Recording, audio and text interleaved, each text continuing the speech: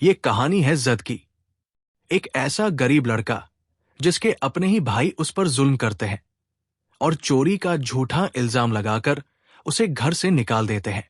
वो अपना गांव छोड़कर दूसरे शहर जाता है ताकि वहां पर कुछ पैसे और इज्जत कमा सके। मगर उस शहर की शहजादी अमीना उस पर जुल्म ढती है। बाजार के मेले में जद के मिट्टी के बर्तन बेचते वक्त अमीना उसे सबके सामने बेइज्जत करती है।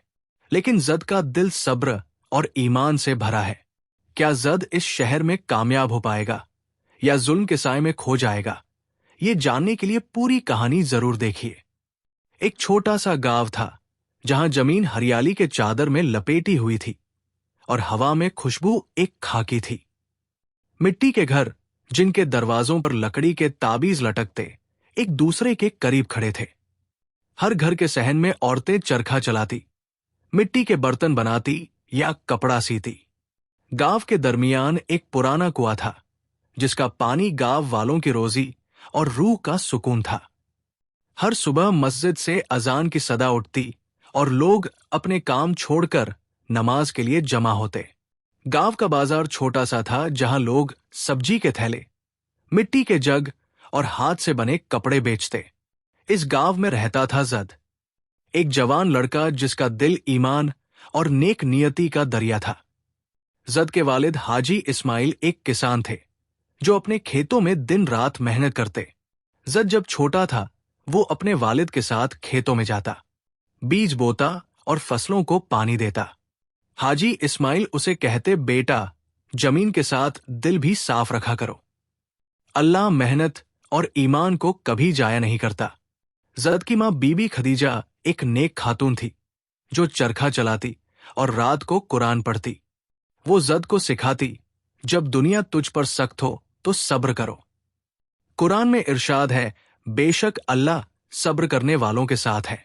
जब जद 7 साल का था हाजी इस्माइल का इंतकाल हो गया। 2 साल बाद बीबी खदीजा भी बीमारी के हाथों दुनिया से रुखसत हो गई। जद के 3 बड़े भाई यूसुफ, हारून और इलियास शादीशुदा थे और गांव के बाजार में एक चप्पल की दुकान चलाते। उनकी दुकान मशहूर थी क्योंकि उनकी चप्पलें मजबूत और सुंदर थी। यूसुफ सबसे बड़ा भाई हिसाब किताब संभालता, हारून चप्पलों का डिजाइन बनाता और इलियास दूर के गांव तक चप्पलें बेचने जाता। जद जो सबसे छोटा था दुकान पर काम करता, चमड़ा काटता, चप्पलें जोड़ता और कभी बाजार में बेचता। लेकिन उसका दिल खेतों में था जहां वह अपने वालिद की याद में फसलों की हिफाजत करता। गांव वाले उसकी मेहनत की तारीफ करते कहते, जद के हाथों में जादू है, ये लड़का एक दिन बड़ा काम करेगा। लेकिन उसके भाई उससे जलते। यूसुफ कहता, जद हमें कामचोर दिखाता है, इसका क्या काम दुकान में? हारून और इलियास भी उसकी बात से सहमत होते।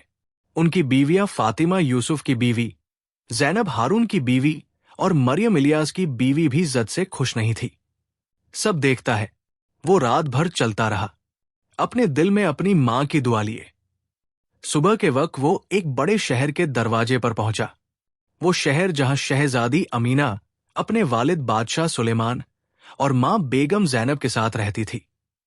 ये शहर जद के गांव से बिल्कुल अलग था। गलियां पथरीली थी जहां रेडी वाले तेल के चिराग और मिट्टी के बर्तन बेचते। बाजार शोर से भरा था। कोई लोहा का काम करता, कोई कपड़ा रंगता, कोई अपने हाथों से बने गहने बेचता। शहर के दरमियान एक शाही कैला था जिसका गुंबद सूरज की रोशनी में चमकता और उसके पास एक पुरानी मस्जिद थी जिसका सहन हर शाम लोगों से भर जाता। जद ने सोचा, यहां मैं अपनी नई जिंदगी शुरू करूंगा। अल्लाह मेरी मदद फरमा। जद के पास ना पैसे थे ना कोई पहचान। वो मस्जिद के सहन में गया जहां हाफिज सईद लोगों को कुरान सिखाते। हाफिज सईद कहते, जो अल्लाह पर भरोसा करता है उसके लिए रास्ते खुल जाते हैं और जो अल्लाह पर तवक्कुल करे वो उसके लिए काफी है। जद ने उनकी बात सुनी और दिल में ठान लिया कि वो हलाल रिस्क कमाएगा। उसने बाजार में काम शुरू किया। कभी दुकानदार के लिए सामान उठाता, कभी खेतों में पानी देता, कभी लोहा के काम में मदद करता। लोग उसकी मेहनत देखकर कहते, ये नया लड़का है, लेकिन इसके हाथों में जादू है। एक दिन एक बूढ़े दुकानदार उस्ताद रहीम ने जद को अपनी दुकान पर काम दिया। उस्ताद रहीम मिट्टी के बर्तन बनाता था और जद उसके लिए मिट्टी तैयार करता और बर्तन बाजार में बेचता। उस्ताद रहीम कहता, जद तेरे दिल में ईमान है। जद हर रात मस्जिद में जाता, नमाज पढ़ता और दुआ मांगता, ए अल्लाह मुझे हलाल रिस्क दे और मेरे दिल को सुकून अता फरमा। शहर के शाही कैले में रहती थी शहजादी अमीना, एक खूबसूरत लेकिन मगरूर लड़की। अमीना अपने वालिद बादशाह सुलेमान और मां बेगम जैनब के साथ गले में थी। बादशाह सुलेमान आदिल बादशाह थे जो अपने लोगों की फिक्र करते।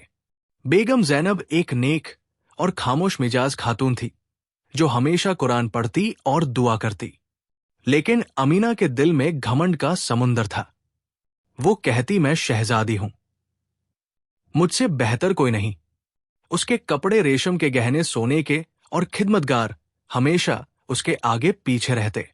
बेगम जैनब अपनी बेटी को समझाती, अमीना घमंड दिल को अंधेरा करता है। कुरान में इरशाद है, और जमीन पर घमंड से ना चलो, क्योंकि अल्लाह मगरूर लोगों को पसंद नहीं करता। लेकिन अमीना कहती, अम्मी ये बातें आम लोगों के लिए हैं, मैं तो शहजादी हूं, मुझे किसी के सामने झुकने की जरूरत नहीं। बादशाह सुलेमान भी कभी कभी अमीना को समझाते, लेकिन वो उनकी बात को मजाक में उड़ाती। हाफिज सईद जो मस्जिद के इमाम थे, कभी कायले में आते और अमीना को नसीहत देते। शहजादी असली शान दिल की नरमी में है। अमीना उनकी बात सुनती, लेकिन उसके दिल पर कोई असर ना होता। वो कायले के झरोखे से शहर को देखती और सोचती। दूसरे दिन एक लोहा के काम वाले ने उसे मिट्टी खोदने का काम दिया, लेकिन जब जद ने थककर पानी मांगा तो उसे डांटा, काम चोर काम करो। पानी बाद में जद चुप रहा, क्योंकि उसकी मां ने सिखाया था। उसने अपने काम में दिल लगाया और उसकी मेहनत देखकर बाजार वाले हैरान थे। एक दिन जद बाजार में एक अंधे दुकानदार बाबा कादिर के पास रुका।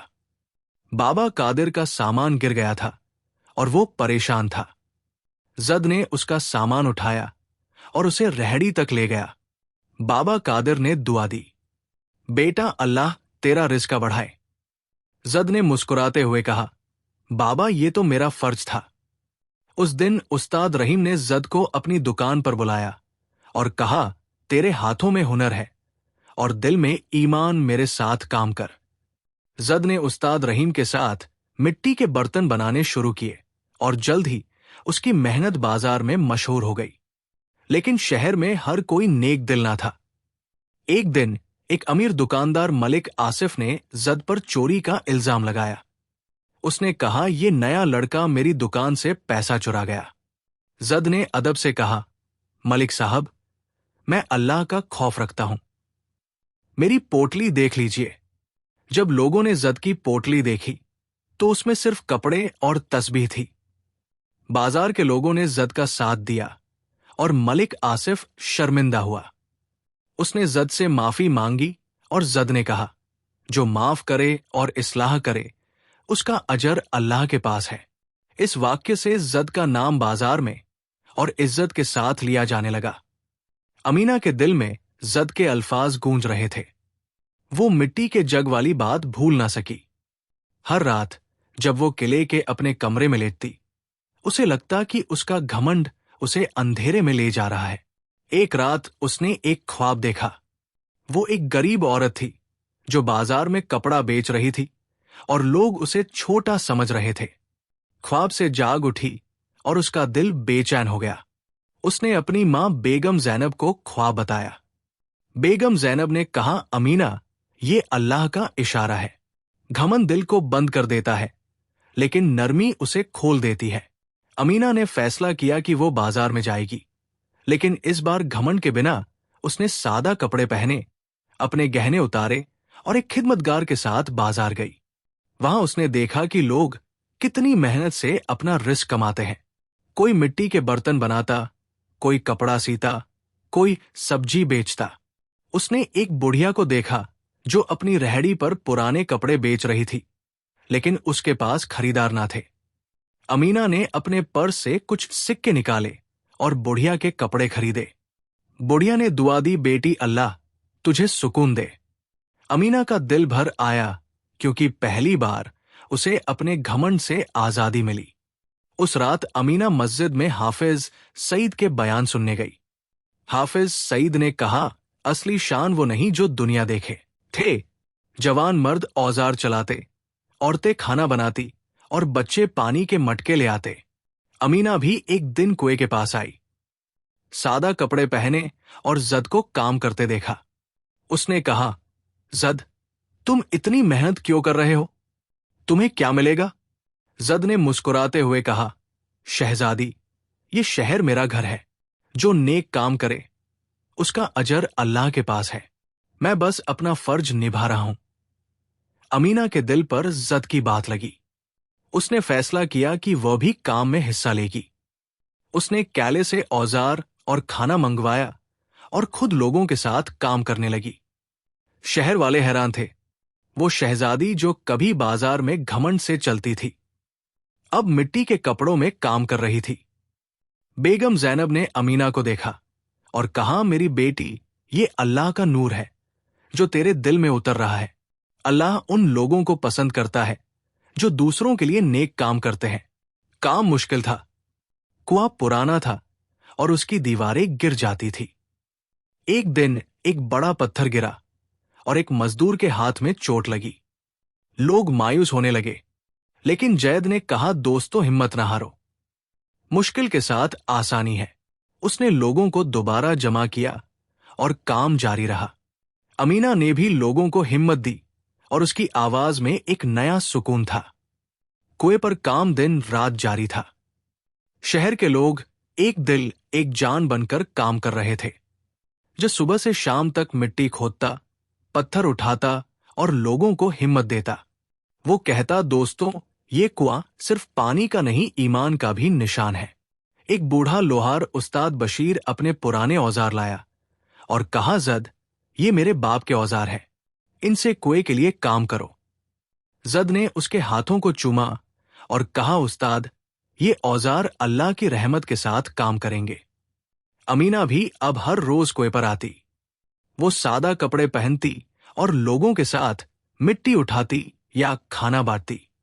एक दिन जब एक मजदूर का हाथ चोटिल हुआ, अमीना ने अपने दुपट्टे से उसकी पट्टी बांधी। लोग हैरान थे।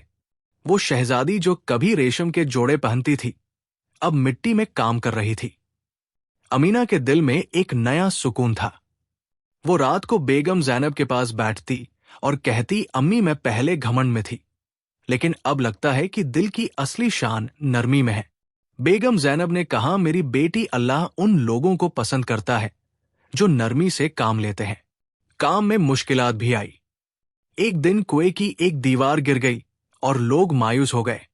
एक मजदूर ने कहा, जद शायद ये कुआं कभी नहीं बनेगा। जद ने मस्जिद के सहन में सबको जमा किया और कहा, दोस्तों हिम्मत ना हारो, और जो अल्लाह पर तवक्कुल करे वो उसके लिए काफी है। हाफिज सईद ने दुआ की, अल्लाह हमें अपनी रहमत से रास्ता दिखा।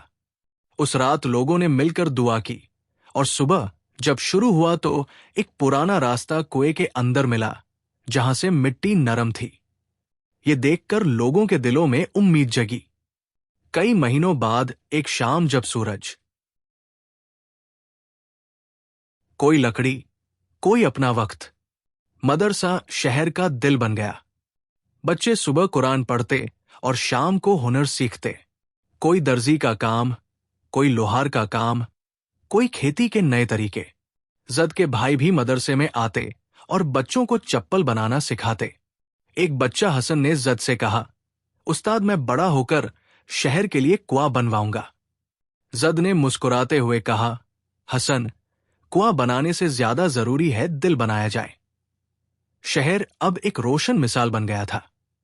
कुआंए रहमत से पानी बहता, खेतों में फसलें लहलहाती और बाजार शोर से भरा था। अमीना ने एक बड़ा जश्न करने का फैसला किया, जहां गरीब और अमीर सब एक साथ खुशी मनाए। बाजार को रंग बिरंगे झंडों से सजाया गया। लोग अपने घर से खाना लाए। रोटी, दाल, मीठी सेविया। अमीना ने यतीम खाने के बच्चों के लिए नए कपड़े बनवाए और जैद ने खाना बांटा।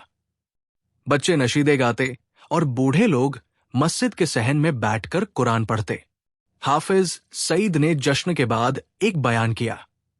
ये शहर एक वक्त अंधेरे में था, लेकिन जद और अमीना के ईमान और मेहनत ने इसे रोशन कर दिया।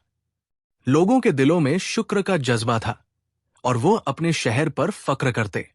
जद जो एक वक्त गांव का यतीम लड़का था, अब शहर का रहनुमा बन गया। अमीना जो कभी घमंड में डूबी थी, अब नरमी और ईमान का नूर थी। बादशाह सुलेमान और बेगम जैनब अपनी बेटी के बदलाव पर फख्र करते। शहर के लोग एक दूसरे के साथ मोहब्बत और ताबुन से जीते।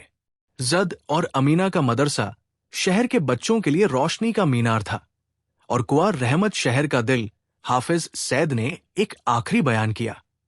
ये कहानी हमें सिखाती है कि ईमान, सब्र और एकता से हर मुश्किल आसान हो सकती है। जद और अमीना ने अपने काम से ये साबित किया कि असली शान दिल की नरमी और अल्लाह पर भरोसे में है। शहर वाले हर रोज शुक्र अदा करते और उनका शहर दूर के शहरों के लिए एक मिसाल बन गया। ये कहानी बताती है कि घमंड दिल को अंधेरा करता है, लेकिन ईमान और नेक काम उसे रोशन करते हैं। अगर आपको ये वीडियो पसंद आई हो तो लाइक करें, चैनल को सब्सक्राइब करें और बेल आइकन दबाएं ताकि नई कहानियां आप तक सबसे पहले पहुंचे।